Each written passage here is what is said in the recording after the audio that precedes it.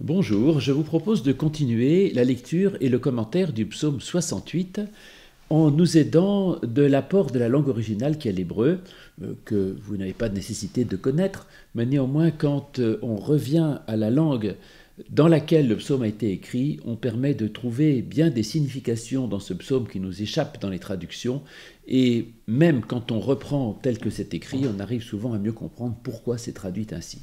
Mais ce psaume n'est pas simple, et il y a même des passages, des versets qui sont d'une signification très compliquée. Alors les traducteurs se débrouillent et rendent le texte simple, et nous verrons que ce n'est pas toujours le cas, ce qui est en soi intéressant, parce que Dieu n'est jamais simple et la relation à Dieu n'est pas nécessairement simple.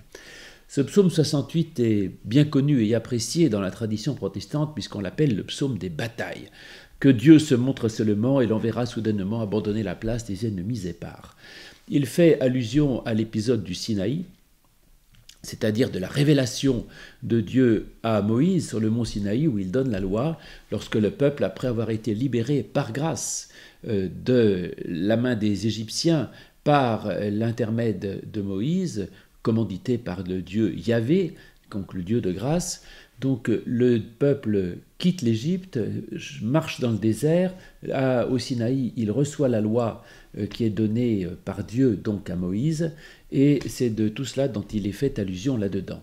Quant aux ennemis dont il est question, on peut l'interpréter, peut-être il a été compris comme étant l'idée que Dieu aide concrètement les gens qui sont face à des ennemis matériels, mais il semble bien qu'on puisse interpréter ce psaume spirituellement et considérer que les ennemis dont il est question sont soit tous les événements extérieurs qui tendent à nous menacer, c'est-à-dire tout ce qui menace notre équilibre, notre joie de vivre, notre possibilité même d'être, soit ce sont les tentations, c'est-à-dire tout le mal qui est en nous et qui nous menace, la haine, le découragement, le désespoir, la tristesse, le désir de vengeance, ou alors il s'agit d'une façon générale et impersonnelle de tout ce qui s'oppose à Dieu, c'est-à-dire effectivement tout ce qui n'est pas conforme au projet créateur de Dieu, qui est que les hommes vivent justement dans la paix et la fraternité, et tout ce qui s'oppose à ce projet de Dieu,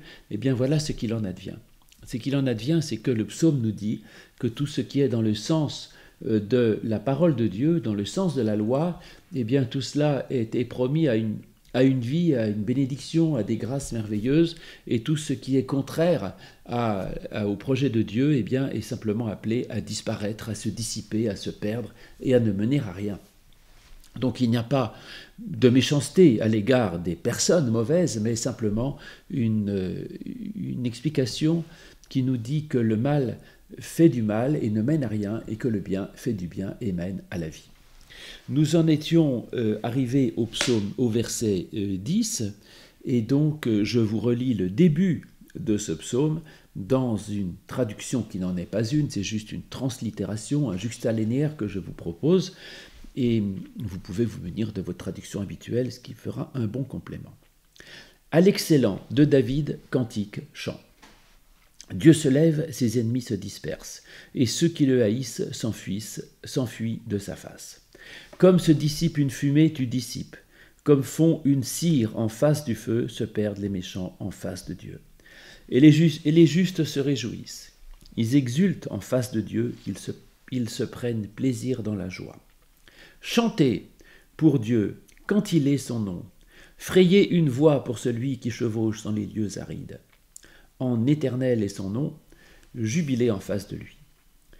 Père des orphelins, juge des veuves, ainsi est Dieu dans la demeure de sa sainteté. Dieu qui fait habiter les solitaires dans une maison, qui fait sortir les prisonniers dans les propices. Ah, les rebelles demeurent nus.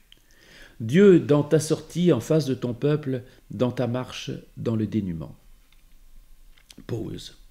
La terre a tremblé, aussi les cieux se sont égouttés, en face de Dieu, celui du Sinaï, en face de Dieu, le Dieu d'Israël. Une pluie généreuse tu as agitée, ô Dieu, ton héritage fatigué, toi, tu l'as affermi. Et donc nous en arrivons au verset 11, dans ma traduction habituelle, dite de la Bible à la colombe, une seconde révisée, le psalmiste continue en disant « ton peuple habite là où tu l'établis, pardon, ton peuple habite là où tu établis le malheureux dans ta bonté, ô Dieu. Le Seigneur donne une parole et les messagères de bonnes nouvelles sont une grande armée. Et donc voilà, ton peuple habite là où tu établis le malheureux. Nous allons voir ce qu'il en est exactement. Voici le texte original. Hayatera, Yashevu ba tarin. Hayatera. Le premier mot de ce verset 11, qui avait été traduit, moi, par ton peuple, eh bien, déjà, ce n'est pas du tout ce qui est écrit. Mais Hayatera, ça vient de Raya, qui veut dire vivant. Et donc, Hayatera, ça veut dire ta vivante, en fait. Donc, il s'agit de quelque chose de vivant, mais on ne sait pas quoi. Alors, peut-être qu'il s'agit du peuple, j'en sais rien. Mais en tout cas, il s'agit des vivants. Et donc, Hayatera, ta vivante, Yashevu ba, ils habitent, alors ce coup-ci c'est au pluriel, alors que tout à l'heure c'était au singulier, mais vous savez, l'hébreu des psaumes est toujours compliqué à cet égard. Donc ton vivant, ils habitent ba, là, tachin, tu prépares, be tovatera, dans ta bonté, leur ani pour le pauvre, Elohim, ô Dieu. C'est un verset extrêmement compliqué, vous disais-je, parce qu'il y a des tas de mots les uns à côté des autres, et on ne sait pas très bien comment les relier. Ce qui fait que les traducteurs, évidemment, inventent des tas de choses pour arriver à se tirer d'affaire, mais il n'est pas certain qu'ils aient raison. D'abord, il s'agit de Hayatera. Hayatera, Chaya, c'est la vie, c'est un vivant. Dans certains cas, ça peut désigner une troupe, comme en 2 Samuel 23, 13, où il est écrit « 33 des chefs descendirent vers le temps de la moisson et vinrent auprès de David dans la caverne d'Adoulam, lorsqu'une troupe de Philistins était campée dans la vallée de Réphaïm. » Et donc, là, il s'agit des êtres vivants, effectivement, c'est des hommes pleins de vie, pourrions-nous dire, et pleins de dynamisme. Et donc, Hayatera, c'est des êtres vivants, c'est des gens qui sont pleins de vie. La Septante a d'ailleurs gardé cela, et la Septante maintient l'idée des vivants, et ne parle pas du tout du peuple, comme la plupart des traductions, mais a mis ta zoa sous kati kon enafti. Ton vivant, à toi, ils habitent en elle. Donc il s'agit de choses qui sont vivantes, et qui habitent là. Ba, ça veut dire en elle. Alors là encore, la question, c'est en elle renvoie à quoi ? Renvoie en quoi ? Ba renvoie soit à ton vivier, mettons, tes êtres vivants, qui habitent en eux-mêmes, ou alors ils habitent dans la bonté, puisque juste après, il y a betovatera, dans ta bonté. Les vivants habitent dans ta bonté. Je pense que la solution n'est pas simple, mais en tout cas, les vivants, ils habitent là quelque part, qui est préparé par Dieu, là où tu prépares. Alors qu'est-ce que Dieu prépare ? Eh bien, c'est ce que dit la deuxième moitié du verset. Il dit « Betovatera, dans ta bonté ». Le ani Elohim, pour le pauvre. La bonté pour le pauvre. On voit qu'il s'agit encore là de la mention de ce que l'on a pratiquement depuis le début du psaume, c'est-à-dire de l'idée d'un Dieu de grâce. En effet, la vie, elle habite dans cette bonté que Dieu prépare. Et s'il prépare, c'est que Dieu a un projet par avance. Et Dieu prépare quelque chose, il n'est pas uniquement à agir dans le dernier moment pour essayer de réparer les problèmes, mais Dieu a un projet, c'est qu'il prépare quelque chose qui est d'ordre de la bonté pour le plus pauvre. Et le pauvre, c'est celui qui est en difficulté, celui qui a du mal. Et d'ailleurs, c'est ainsi que s'est présenté Dieu au buisson ardent à Moïse, quand il dit « J'ai vu la misère de mon peuple et je suis venu l'aider ». Et c'est là que la vie habite. Parce que c'est Hayatera, c'est tes vivants, ceux qui vivent en Dieu et qui ont véritablement la vie. La vie, elle est simplement dans le pauvre qui vit dans la bonté de l'Éternel. Vous voyez que les vivants n'habitent pas dans la victoire, dans la suprématie, dans le succès, dans l'abondance, ou dans le fait de tout réussir, d'être bon, d'être parfait, d'être juste et de tout avoir. Mais la vie elle-même, la vraie vie, le fait de vivre intensément, elle habite simplement dans cette bonté pour le pauvre que Dieu a préparée. C'est pourquoi dans l'Évangile, d'ailleurs le Christ a commencé sa prédication par les béatitudes en disant « Heureux les pauvres ». Heureux les pauvres, car le royaume des cieux est à eux. En effet, heureux celui qui se sait pauvre pour bénéficier de la bonté de Dieu. Et le seul moyen de vivre vraiment dans la vie, c'est de savoir que l'on n'a pas tout et que l'on est dépendant de quelqu'un qui nous dépasse et que l'on est dépendant de ce que Dieu peut nous donner. Voilà le secret de la vie que l'on trouve au verset 11. Le verset 12 continue en disant « Le Seigneur donne une parole et les messagères de bonnes nouvelles sont une grande armée. » Là encore, des choses très curieuses. Parce que le verset 11 se terminait avec Elohim, et tout à coup, au verset 12, on commence avec Dieu, mais sous un autre nom qui est Adonai. Adonai, c'est pas même le Seigneur, c'est mon Seigneur. Alors, c'est que l'on passe à l'idée d'un Dieu impersonnel, d'un Dieu qui nous dépasse, le Dieu qui est l'absolu, qui est la transcendance, à celui qui est mon Seigneur, c'est-à-dire celui que je prends comme le directeur de ma vie. Et en effet, on passe donc de ce Dieu impersonnel au Dieu personnel, et il y a une appropriation de cette puissance de Dieu. Mon Seigneur, Yiten Emer. Le Seigneur donne un mot. Mon Seigneur donne une parole. Ça vient de Amar qui veut dire. Dieu donne une parole. Là, on se croirait dans l'évangile de Jean. Qu'est-ce que Dieu donne donc à ses pauvres? Eh bien, c'est une parole. Cette parole, c'est pas n'importe quelle parole, ça peut être une parole de consolation, une parole d'amour, une parole de tendresse, d'espérance, de paix, de ce que vous voulez, mais ça nous fait effectivement penser à l'évangile de Jean, quand il dit au commencement était la parole, cette parole était celle de Dieu, tout a été fait par elle, rien de ce qui a été fait n'a été fait sans elle, parce que Dieu est parole créatrice.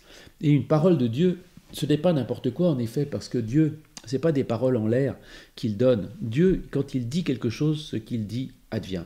Dieu dit « la lumière est » et la lumière est. Donc la parole de Dieu est une parole créatrice. Et voilà ce que Dieu donne aux pauvres, dans sa bonté. C'est une parole qui peut faire de lui un être neuf, c'est-à-dire qui lui donne une direction, un sens, une parole qui va le recréer comme quelque chose de nouveau qu'il ne pouvait pas imaginer avant. Parce que la parole de Dieu est toujours une parole neuve et créatrice qui ouvre un chemin possible dans la vie et vers l'avenir. C'est d'ailleurs peut-être aussi dans ce sens que dans l'Évangile, il y a, à propos de l'avenue du Messie, ces versets assez compliqués où on dit, je crois que c'est les disciples qui viennent demander si vraiment il est le Messie, ils disent, regardez, les aveugles voient, les sourds entendent, les paralytiques marchent, et les pauvres sont évangélisés. Alors c'est drôle parce qu'on pourrait s'attendre à ce que l'on dise les pauvres, ils reçoivent plein d'argent. Non, les pauvres, on leur donne une bonne parole parce que évangile, ça vient de Ève qui veut dire bon et angelion qui veut dire le message. Donc l'évangile c'est la bonne nouvelle. Alors aux pauvres, on leur donne une bonne parole. C'est peut-être pas ce dont a priori ils pensaient avoir le plus besoin, mais en fait c'est de cela dont ils ont besoin. Celui qui se sait pauvre, c'est celui qui sait qu'il manque de quelque chose et qui n'a pas tout ce qu'il faudrait. Et donc à lui, on lui donne une parole qui va l'aider à se construire et à être un être neuf. Donc voici, le Seigneur donne une parole, donc on l'avait dit, c'est peut-être ça, la bonté pour les pauvres. Amra Shorot, c'est une bonne nouvelle, effectivement, Besora, c'est la bonne nouvelle, d'ailleurs, évangile en hébreu, ça se dit Atova Besora, et donc il donne une parole, une bonne nouvelle, Tseva Rav, une armée multiple.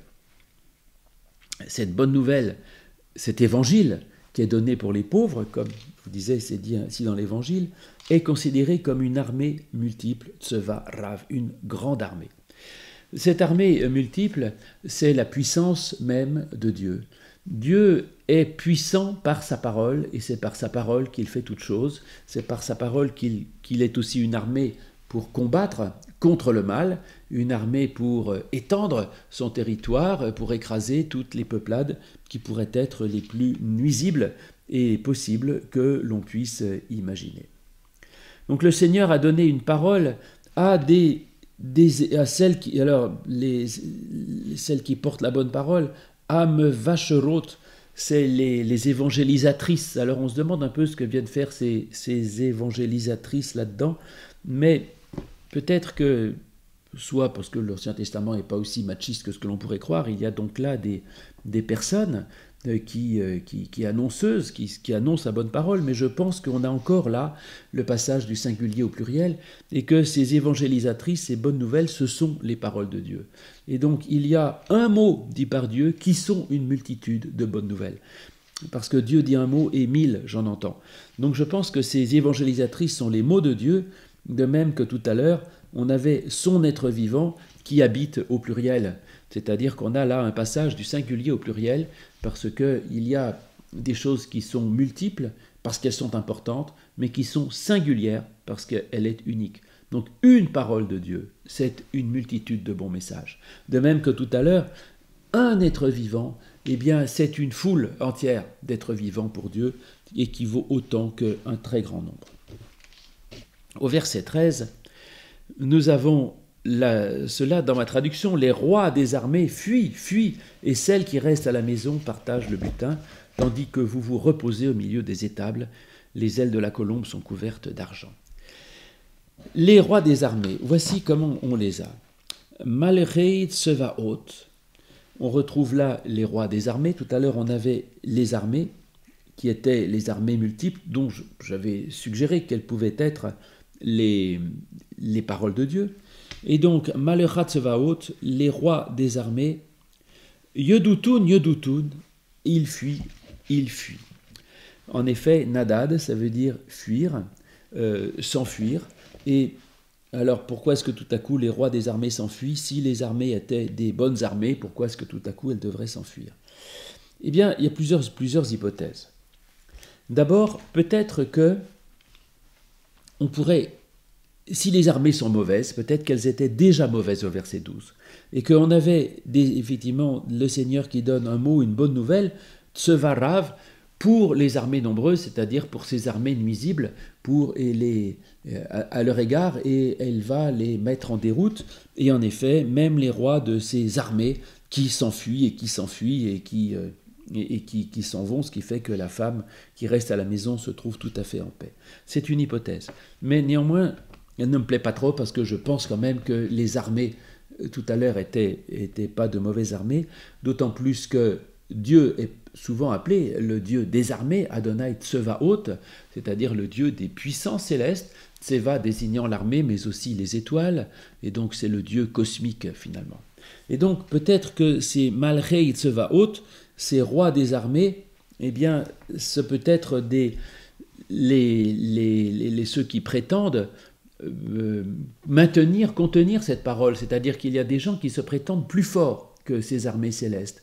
Et ces rois qui prétendent gérer la parole de Dieu à la place de Dieu peuvent être, on peut l'imaginer, les prêtres, les théologiens qui finalement se substituent à Dieu pour essayer de dire à la place de Dieu ce qu'il veut dire.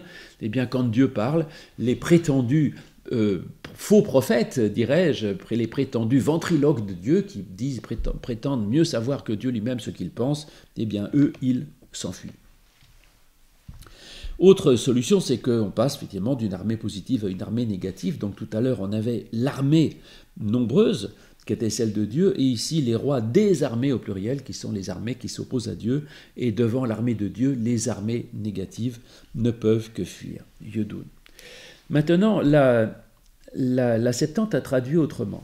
Elle a traduit non pas Yedodun, c'est-à-dire elle fuit, mais elle a traduit deux fois par les rois de l'amour, tout agapitou, en lisant Yedid, parce qu'en effet, Dod veut dire l'amour, et donc la Septante l'a compris comme étant des rois d'amour. Et donc la Septante, en fait, est d'accord avec moi, que ces armées, ce sont les bonnes armées célestes, et elle dit simplement que le Seigneur donne un mot, et c'est une bonne nouvelle, des mots qui sont des bonnes nouvelles, un mot qui sont des bonnes nouvelles, c'est une armée nombreuse, et les rois des armées, les rois des armées, rois d'amour, c'est-à-dire que ce n'est que des armées de l'amour, au fait, et que la parole de Dieu est fondamentalement une parole d'amour et rien d'autre. Ça me plaît beaucoup, et je pense que la Septante, les gens qui avaient traduit la Septante en moins 300 à peu près avant Jésus-Christ connaissaient mieux l'hébreu que beaucoup de nos traducteurs, et ils connaissaient bien aussi la théologie de l'Ancien Testament. Et cette hypothèse de lire dans Yedoudoun, non pas un verbe qui viendrait de nadad, se retirer, s'enfuir, mais vienne de dod, qui veut dire l'amour, et que donc il s'agirait des armées d'amour et de rois d'une armée de l'amour. Et donc il s'enfuit, et ensuite c'est pas tout, parce que le verset 13 de ce psaume 68 continue en disant « Ou nevat » et celle qui reste. En effet, Nava, ça veut dire demeurer, c'est une demeure, une habitation, pardon. Donc Nava, ça veut dire demeurer. Donc, et celle qui reste, Bayit, dans la maison, celle qui reste à la maison, Techalik, elle partage, Shalal, le butin. Chalak, ça veut dire diviser, partager, diviser, partager. Et Shalal, c'est la proie, le pillage, le butin. Alors ça peut être encore une fois lu positivement ou négativement, et les commentateurs ne sont évidemment pas tous d'accord sur ce point. Ça peut être lu négativement en disant qu'il y a ceux qui font la guerre qui fuient, et puis ceux qui restent à la maison, ils volent la richesse en fait, ils profitent du butin, mais sous-entendu, c'est pas bien du tout, et c'est pas une bonne chose. Mais on peut lire positivement en disant que Dieu donne sa parole, les rois assujettis à l'Éternel des armées sont pleins d'amour, oui vraiment, et celles qui restent profitent des fruits de l'amour et du trésor. Et en effet, je pense que tout cela c'est la même démarche, que les rois des armées sont pleins d'amour, et on peut ainsi, quand on est au bénéfice de cette parole de Dieu, demeurer dans la maison et avoir le butin, c'est-à-dire hériter d'une part de ce trésor que nous n'avons pas gagné, mais que nous gagnons simplement parce que Dieu a combattu pour nous. Et c'est tout à fait vrai dans la bonne théologie chrétienne, où on dit que le Christ est, je dirais, en mourant sur la croix, nous offre le trésor de l'amour de Dieu, de la vie éternelle. Et ce trésor, c'est pas nous qui l'avons gagné par notre propre combat, c'est le Christ qui l'a gagné par son propre combat contre la méchanceté, contre l'incroyance et contre la mort. Et ainsi, c'est bien lui qui effectivement nous fait bénéficier d'un trésor qui ne nous appartenait pas, mais qu'il a gagné. Donc les rois des armées fuient, et celles qui demeurent à la maison partagent le butin. Et le verset 14, qui est encore un peu compliqué, vous allez le voir, dit « Im teshakunun » si vous êtes couché, im tishekevun, si vous êtes couché, ben shefatayam, si vous êtes couché entre deux lèvres. Kanefei yona, les ailes de la colombe. Nerfa bakesef, recouvert d'argent. Ve evroteha, et ses plumes, birakrak, avec du privé plus sans verre, charutz, d'or. Si vous êtes couché entre deux lèvres, shafat en effet c'est les lèvres. Alors on ne sait pas ce que ça veut dire, parce qu'en effet c'est shefatayam, shefat, que l'on trouve que 2 fois en fait dans tout l'Ancien Testament, on le trouve là, et puis dans Ézéchiel 40-43, ou peut-être qu'il s'agit de bordures, des bordures, on ne sait pas, ou peut-être que ça peut venir de Shafa, effectivement la lèvre, la rive, peut-être la frontière, la rive, de même que l'on a en Genèse 49-14, où il est écrit « Isaacar est un âne bien charpenté qui se couche entre deux chefatam, c'est-à-dire entre 2 parcs, entre 2 limites, entre 2 on ne sait pas quoi, parce qu'on se couche, ou alors il se couchait seulement entre les frontières des 2 villes, en tout cas ça veut dire qu'il se reposait de temps en temps. Certains traduisent ces 2 je ne sais pas quoi, si vous êtes couché entre 2 quelque chose, on ne sait pas quoi, certains traduisent par étable, si vous êtes couché entre 2 étables, ou par les pierres du foyer. Alors les étables, je ne sais pas d'où ils tirent ça, mais les pierres du foyer, ils le tirent à cause de la Septante, qu'a traduit Mesonton Cliron, cléros voulant dire la pierre, ou un bout de bois servant au tirage au sort. En effet, cliro, ça veut dire choisir, déterminer par tirage au sort. Et donc, ça pourrait être effectivement les deux choix, les deux façons de tirer au sort. On ne sait pas. En tout cas, c'est ceux qui sont couchés entre les deux bords ou entre les deux paroles.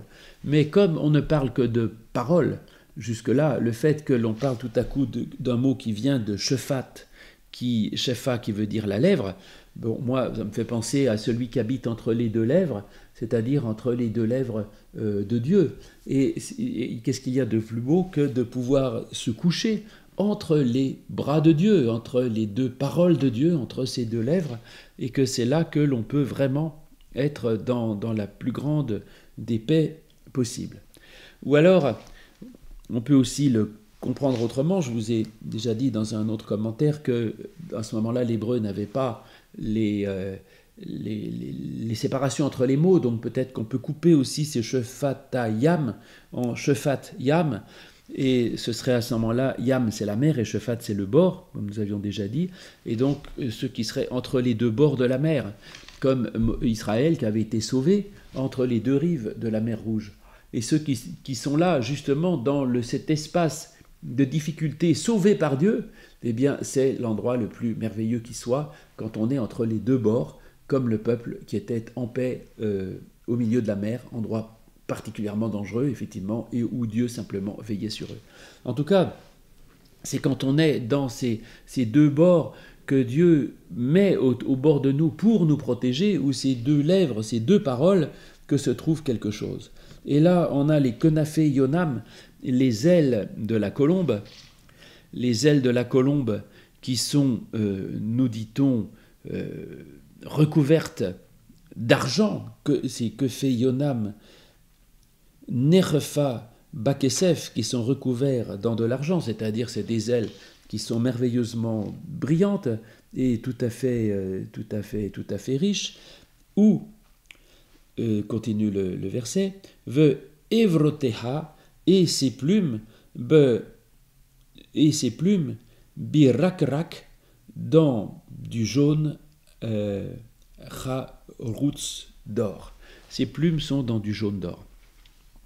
Bon, la colombe, alors souvent les commentateurs disent qu'il peut s'agir d'une image du peuple qui serait là comme une colombe, parce qu'elle aurait les ailes dorées par la présence de Dieu.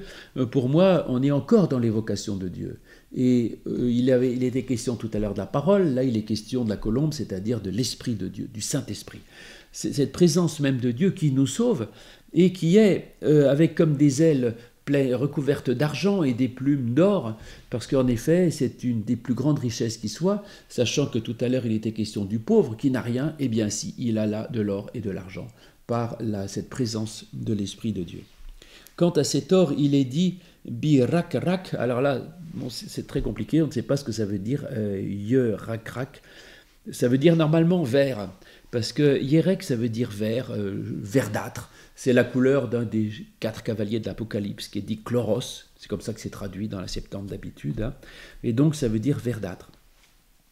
Mais le Talmud dit qu'en fait ça veut dire jaune, voilà, parce que l'or c'est jaune, il n'est pas vert. Et c'est pas idiot parce que rak tout seul ça veut dire excepté, maigre, manquant. Et donc yarak ça veut dire vert et yorak rak ça peut vouloir dire sans vert. Donc c'est un or qui n'a pas de vert, enfin de couleur verte en elle, donc c'est un or absolument pur, qui est absolument parfait et qui est tout à fait bien.